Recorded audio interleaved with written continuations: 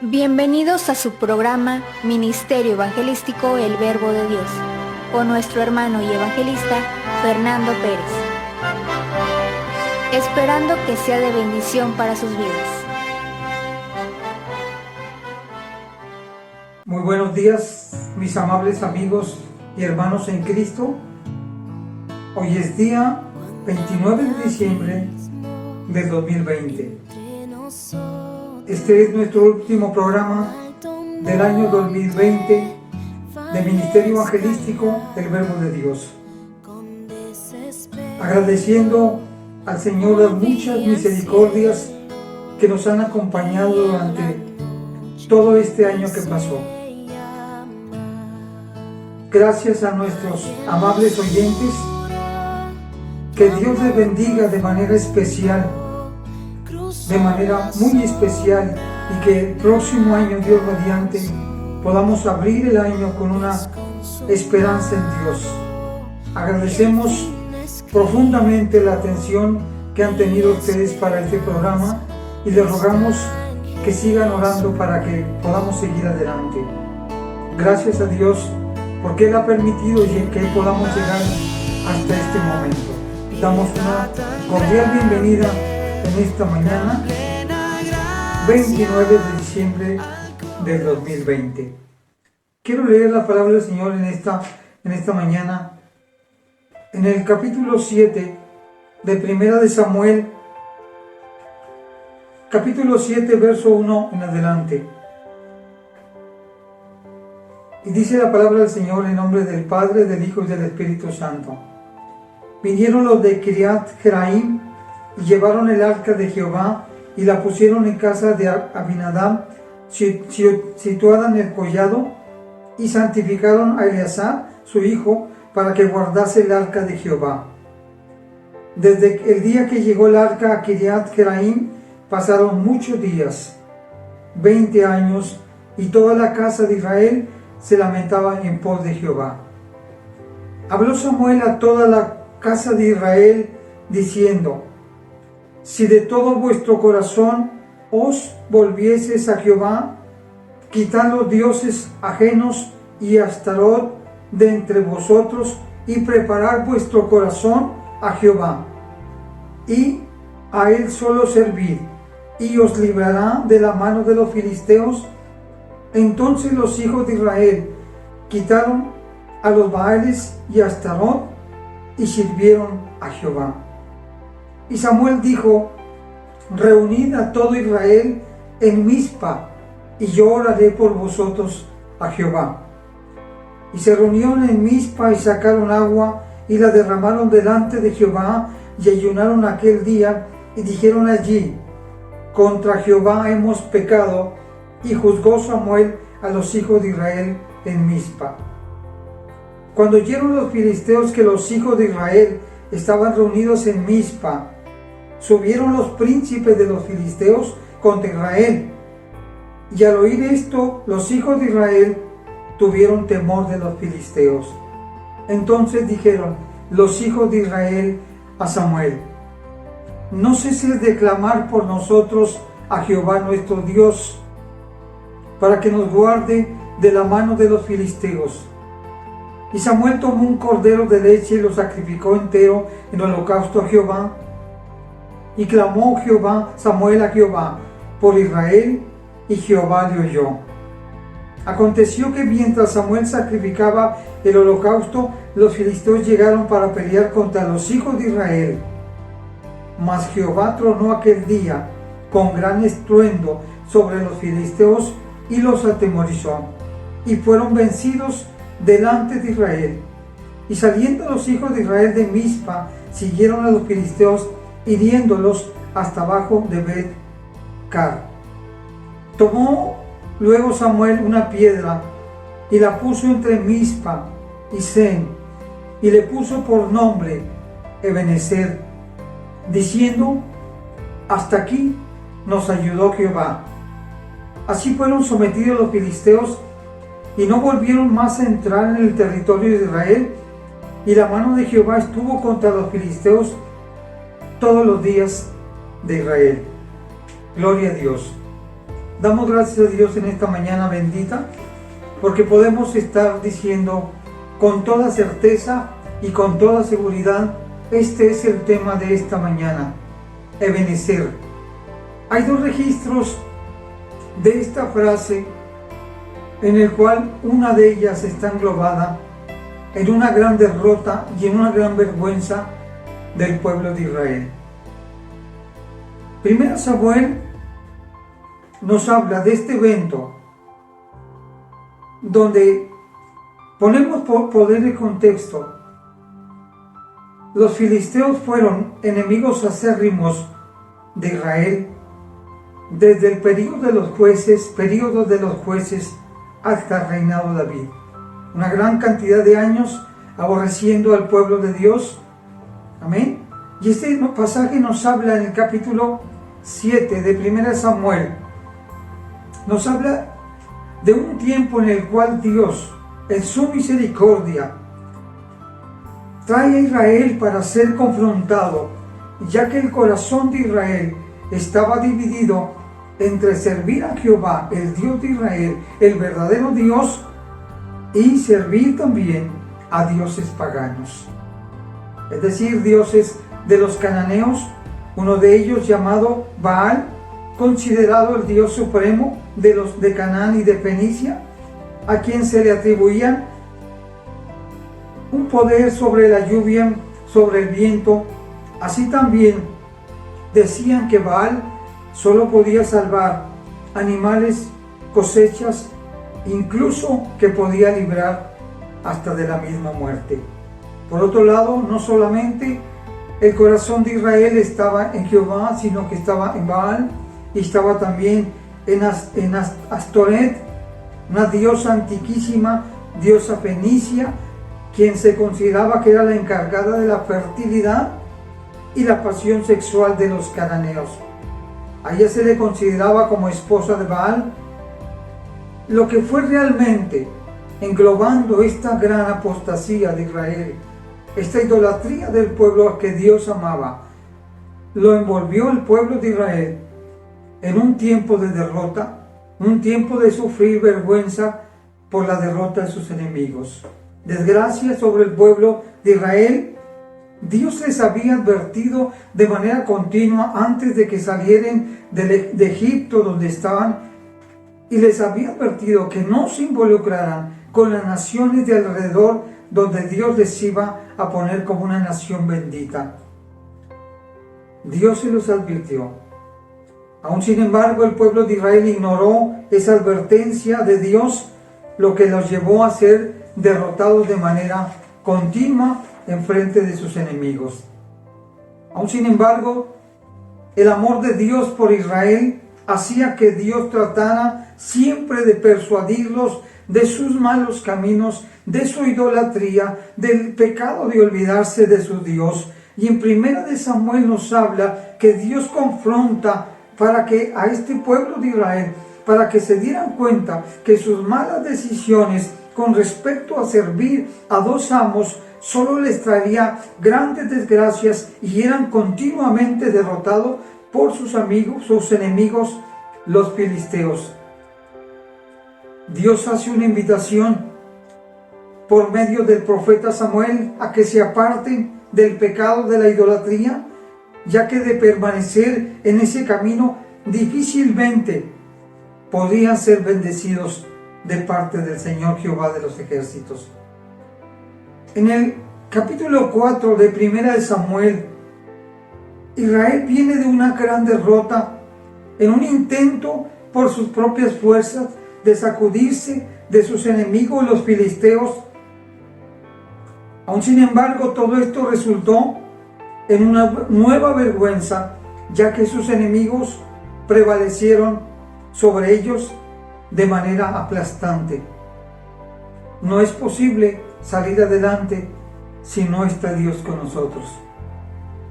El pueblo de Israel en el capítulo 17, verso 7, hace una exclamación ante una desventura o desventaja del pueblo de Israel en un tiempo donde había una gran interrogante, en el tiempo de dificultades. Se expresa de una manera tan terrible ante Dios y llegan a cuestionar a Moisés de manera tan profunda que ellos dijeron: ¿está Dios entre nosotros o no está? Como si el hecho de que siempre nos vaya bien en la vida significa que Dios está con nosotros, o si simplemente nos va mal en la vida, nosotros podemos llegar a pensar o a decir como el pueblo de Israel: ¿está Dios con nosotros o no está con nosotros? Job dijo: ¿acaso hemos de recibir solamente el bien y no el mal? Se pregunta la gente, se pregunta el pueblo de Israel: ¿por qué nos pasa esto? ¿Por qué no tenemos agua? ¿Por qué solo a mí me vienen estas cosas? Gloria a Dios. Con toda certeza, si Israel hubiese tenido todo lo que necesitaba para su provisión, sabría que Dios le amaba. Aún y que no tuviera provisión, Dios le estaba amando. Y con toda certeza también Israel habría acabado con sus propios enemigos en un momento, bendito sea Dios, si hubiese sido fiel a Dios. Es importante la fidelidad a Dios en tiempos de crisis, en tiempos de abundancia, en tiempos de toda clase. Amén. Si hubiera sido fiel a Dios, pero Israel no fue fiel a Dios. Hay una exclamación profunda de parte de Dios, lamentándose de que el pueblo sufría derrotas, sufría vergüenzas, sus enemigos los derrotaban continuamente. Simplemente si ellos hubieran escuchado la voz de Dios, pero no escucharon el consejo de Dios. Y a veces nos preguntamos: ¿por qué no consideró Israel el consejo? Lo mismo nos ocurre a nosotros. Y la misma expresión que dice el salmista en el capítulo 81, versos 13 y 14 del libro de los Salmos, el Señor se expresa de la siguiente manera y dice: oh, si me hubiera oído mi pueblo, si en mis caminos hubieran dado Israel. Dos cosas determina Dios para nosotros que nosotros debemos de dar para Él.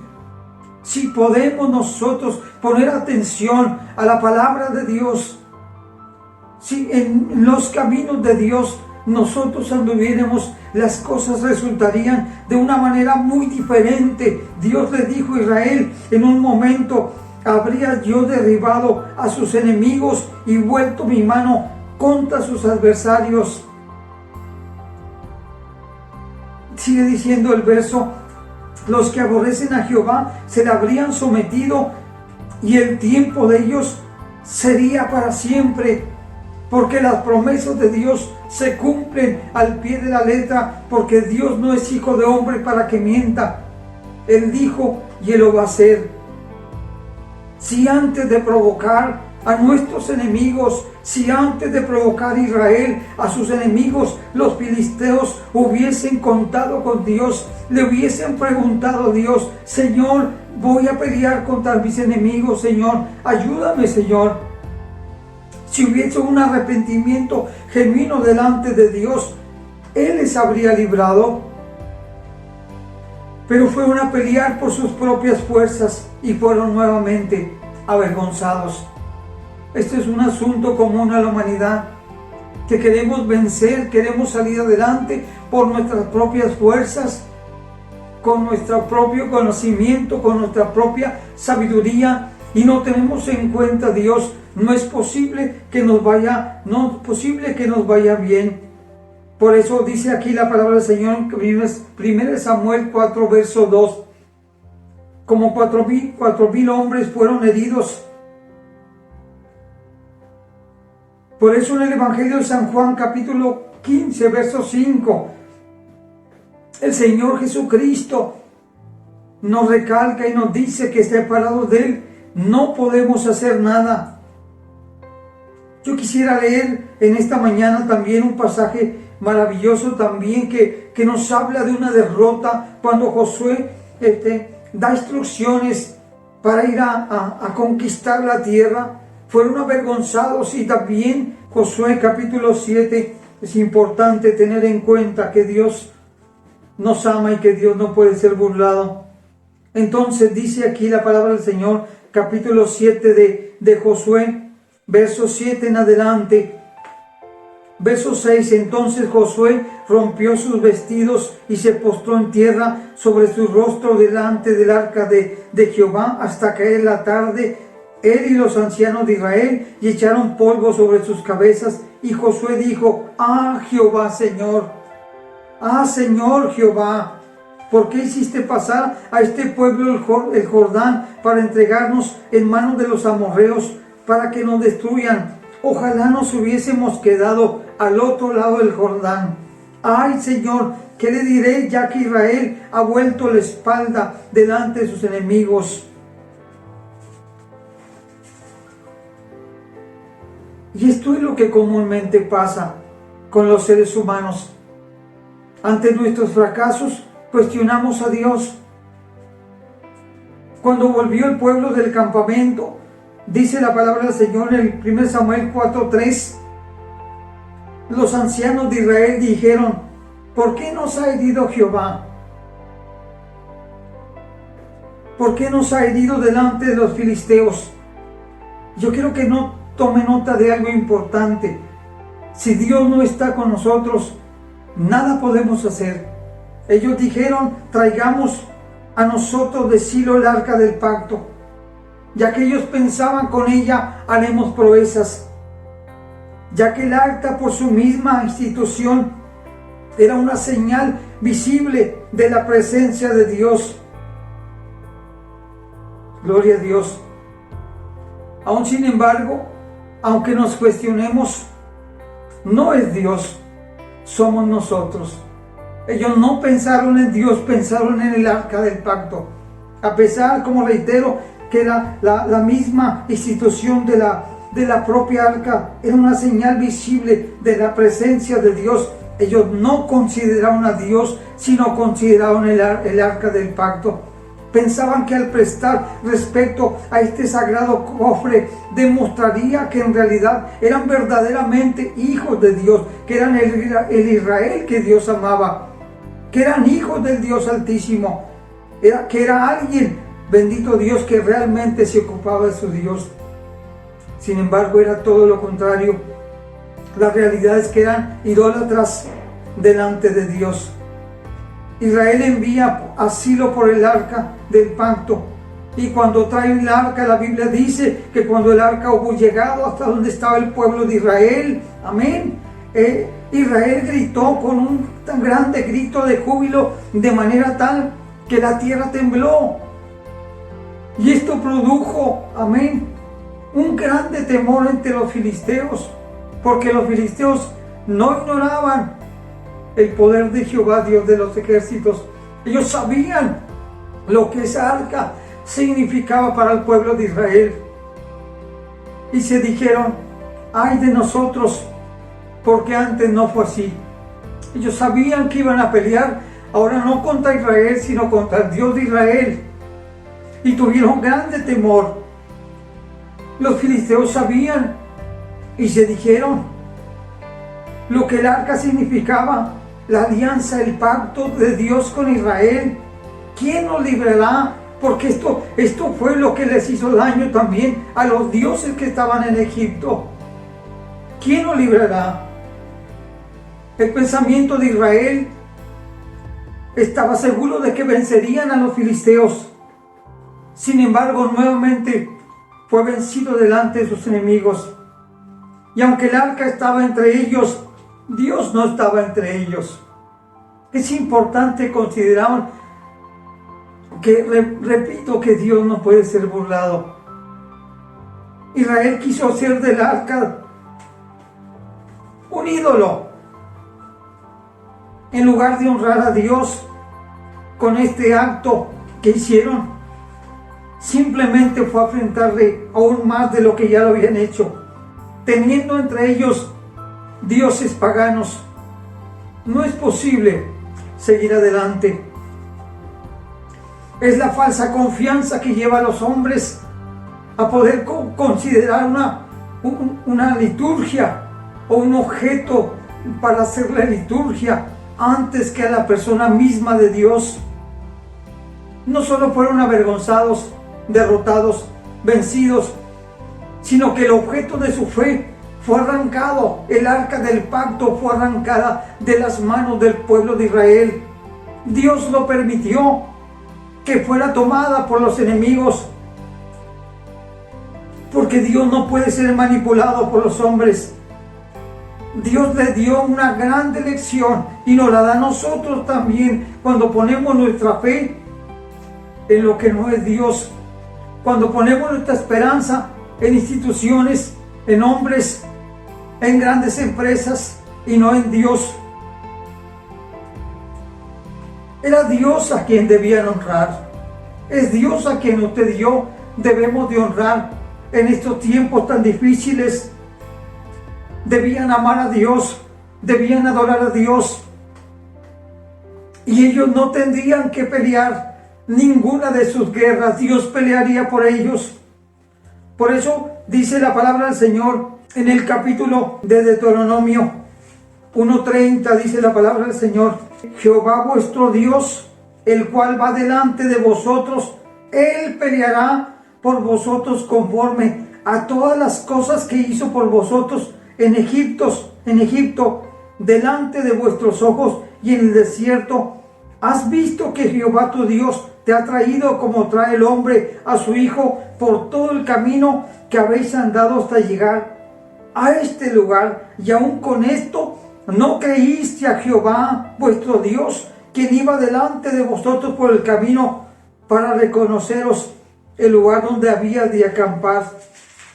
Hay otra maravillosa palabra de Dios también en el capítulo 3 de Deuteronomio, verso 22, que dice de la siguiente manera, verso 22: no los temas. Dios le dice al pueblo: no los temáis, porque Jehová vuestro Dios es el que pelea la batalla. Cuando nuestro corazón le pertenece a Dios, Él es el que pelea la batalla. No tenemos que maldecir a los enemigos. Es Dios quien los quita del medio de nosotros. Alabado sea tu nombre para siempre.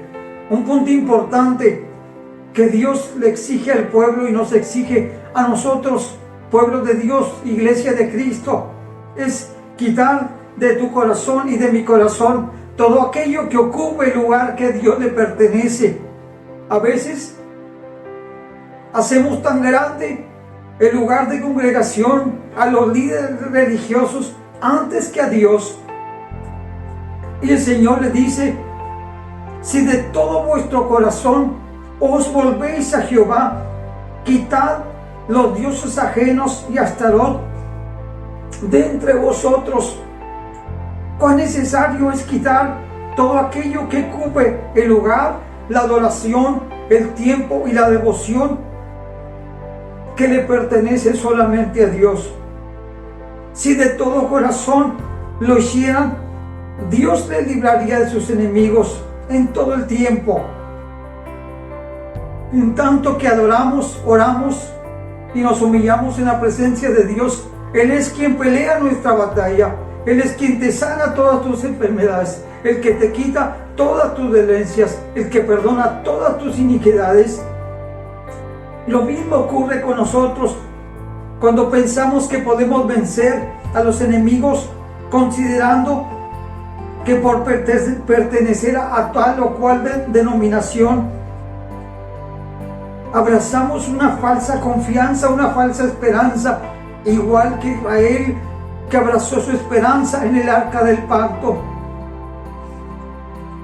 Hay personas que tienen su esperanza en que toda la vida han sido cristianos. Qué bueno que han sido cristianos toda la vida, pero Dios determina una sola cosa: si de todo vuestro corazón te vuelves a Jehová, las cosas van a cambiar. No pongo mi confianza en una institución, no la pongo en lugar donde adoramos a Dios, la pongo, como dice la palabra del Señor en Hebreos, estamos nuestra mirada como viendo al invisible, porque en Él esperamos.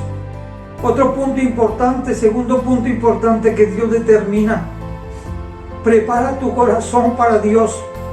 Ninguna persona que mantenga una doble moral, una apariencia de un cristianismo falso, se engaña a sí mismo.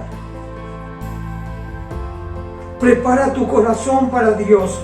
El preparar nuestro corazón hacia Dios es humillarnos ante su presencia, es pedirle perdón, es reconocer que le hemos faltado, es reconocer que le hemos dado tiempo a lo que no es Dios, es poner también nuestra confianza en lo que no es Dios y su persona. Pidámosle a Dios como David le pidió en el capítulo 51, verso 10, y decirle a Dios con toda nuestra alma y nuestro corazón: crea en mí, oh Dios, un corazón limpio, un corazón que alcance la bienaventuranza tuya, un corazón que te honre, un corazón, Padre eterno, que por lo menos no busque el pecado, Señor. David le dice: crea en mí, crea un corazón limpio y renueva un espíritu recto dentro de mí. Esto habla, un espíritu recto quiere decir una actitud correcta hacia Dios, hacia su persona. El Señor Jesucristo dijo en Mateo 22, verso 37, Él le dijo: amarás al Señor tu Dios con todo tu corazón, con toda tu alma, con toda su fuerza y con toda tu mente. Dios no va a pedir lo que no nos ha dado. Él nos ha capacitado, Él nos ha dotado. Dios solo pide sumisión a su persona, ser sumisos, tener un espíritu de adoración, porque la Biblia dice en el Evangelio de San Juan: Él busca adoradores en espíritu y en verdad. No necesitas hacer más con tus enemigos. Dios va a pelear por tu vida. Obediencia, lo que sin lugar a dudas resultaría no solo en Israel, sino para la iglesia de Cristo en una grande y rica bendición de la presencia de Dios de manera continua en nuestras vidas. El enemigo sabe que no te puede tocar cuando tú estás con Dios. Esto produce seguridad plena en Dios. Por eso dice la palabra del Señor en Proverbios 23, 26: dame, hijo mío, tu corazón. Pide dos cosas, Dios. Dame, hijo mío, tu corazón, porque en el corazón están las emociones. Está todo nuestro sentir en el corazón. Y miren, tus ojos por mis caminos. Tener un corazón dispuesto para Dios no es tarea fácil, ya que la carne lucha contra el espíritu, pero no es imposible nada cuando nos ponemos en las manos de Dios. Hay una bienaventuranza para los limpios de corazón, porque dice el Señor Jesucristo: ellos verán a Dios. Número 3, 1 Samuel capítulo 7, verso 6. Y se reunieron en Mizpa, y sacaron agua y la derramaron delante de Jehová. Quiero que notes esto, bien importante. Se reunieron con un espíritu diferente. Sacaron agua y la derramaron delante de Jehová. Número 2, ayunaron aquel día.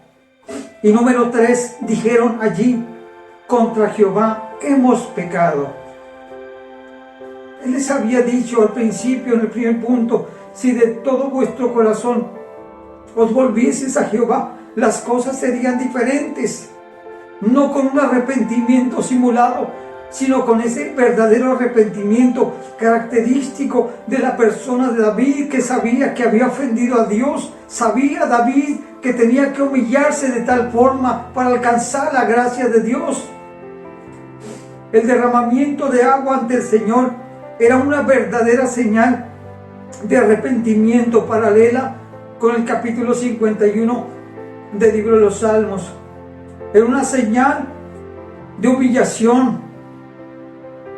Derramaban sus corazones realmente ahora ante la presencia del verdadero Dios en un arrepentimiento genuino. Dios te conoce, Dios me conoce. Gloria a Dios. Leo Lamentaciones capítulo 2, verso 19. En medio de un gran juicio, la nación llamada Judá, el Señor le dice a través del profeta: levántate, da voces en la noche, al comenzar las vigilias, derrama tu corazón ante la presencia del Señor.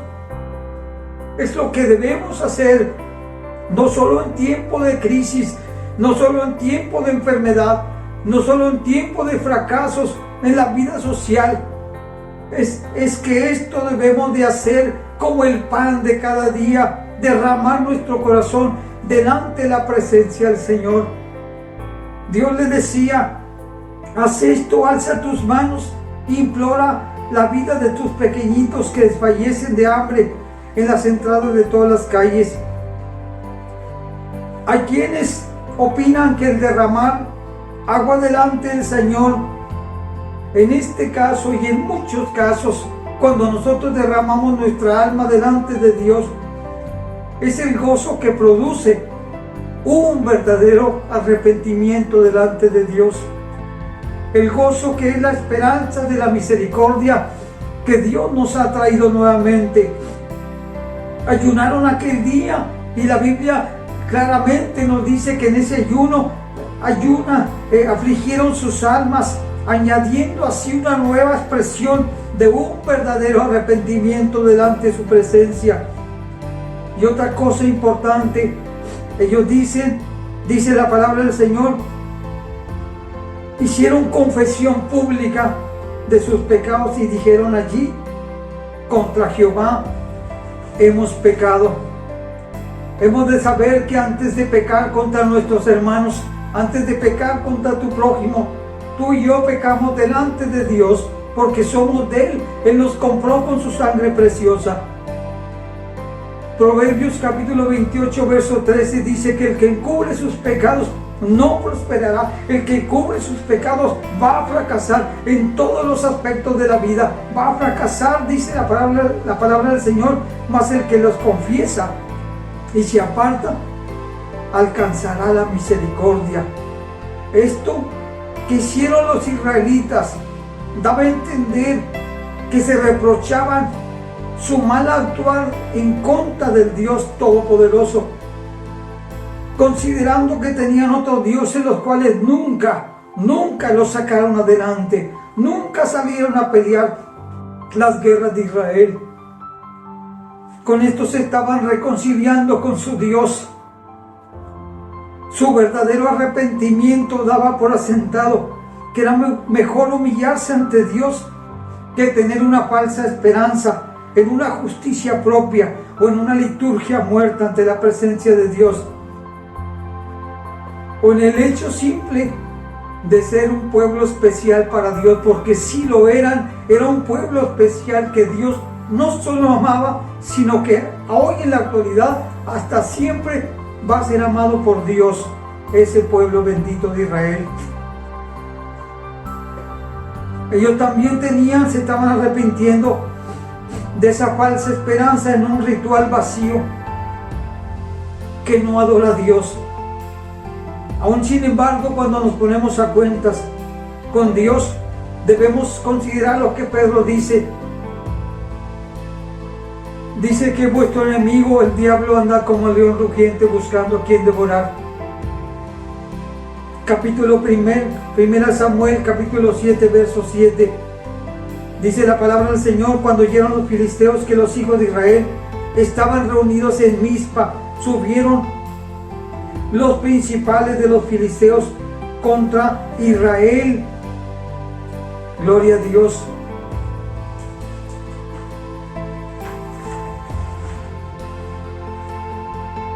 Y al oír esto, los hijos de Israel, dice la palabra del Señor, tuvieron temor. Pero una cosa que tengo claro yo en mi corazón, a través de la palabra de Dios, a través del Espíritu Santo, ya no eran los mismos. Al oír esto, los hijos de Israel tuvieron temor de los filisteos. Entonces dijeron los hijos de Israel a Samuel: no cese de clamar por nosotros. Dicho de otro modo, Dile a nuestro Dios que lo necesitamos. Dile a nuestro Señor que necesitamos que salga Él a pelear nuestra batalla, que nosotros tenemos miedo. De alguna forma, nosotros tampoco podemos pelear contra esos enemigos porque son más fuertes que nosotros. No ceses de clamar a Jehová, nuestro Dios. Declaran una pertenencia hacia el único Dios verdadero.